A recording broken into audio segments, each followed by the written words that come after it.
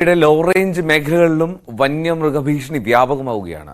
തൊടുപുഴയിൽ ഇറങ്ങിയ പുലിയെ പിടികൂടണമെന്ന ആവശ്യം ശക്തമാണ്. നഗരത്തിൽ പാറക്കടവ് ഭാഗത്ത് പുലി സാന്നിധ്യമുള്ളതായി വനം വകുപ്പ് സ്ഥിരീകരിക്കുന്നുണ്ട്.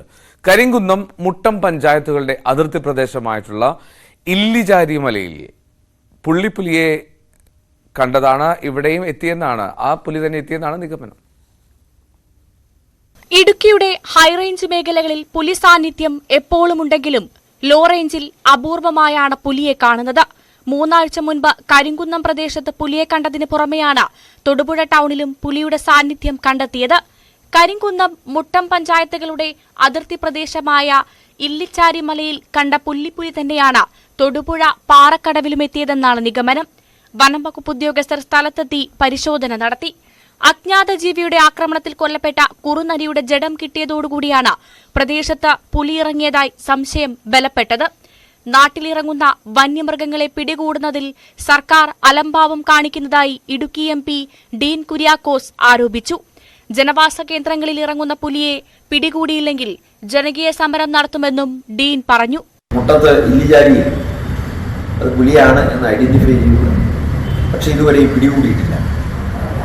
ഈ ഒരു വിധത്തിൽ വിനാശകരമായ വിധത്തിൽ വന്യമൃഗങ്ങൾ, ക്രൂരമായ വന്യമൃഗങ്ങൾ, കടുവയും പുലിയുമാണ് നാട്ടിലൂടെ ഇറങ്ങി ജനങ്ങൾക്ക് ബുദ്ധിമുട്ടുണ്ടാക്കിയിരിക്കുന്നത്.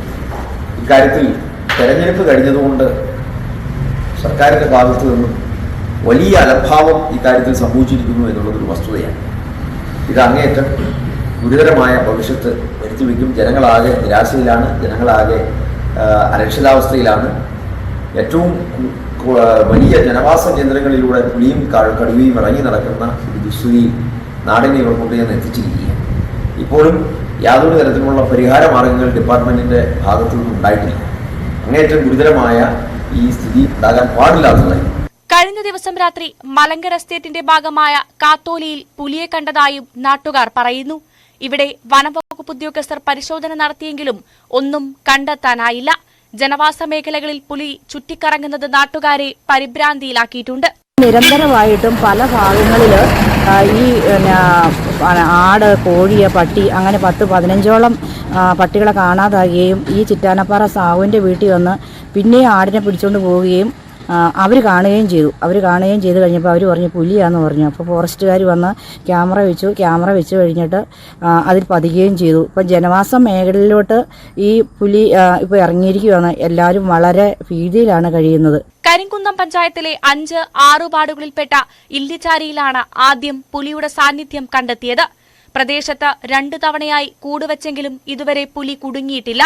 ഇതിനിടെ അമ്പലപ്പടിയിലെ പുലിമടയ്ക്ക് സമീപത്തുള്ള ക്യാമറയിൽ വീണ്ടും പുലിയുടെ ദൃശ്യം പതിഞ്ഞു. പുലിയുടൻ കുടുങ്ങുമെന്നാണ് വനംവകുപ്പിന്റെ പ്രതീക്ഷ. ന്യൂസ് 18 ഇടുക്കി.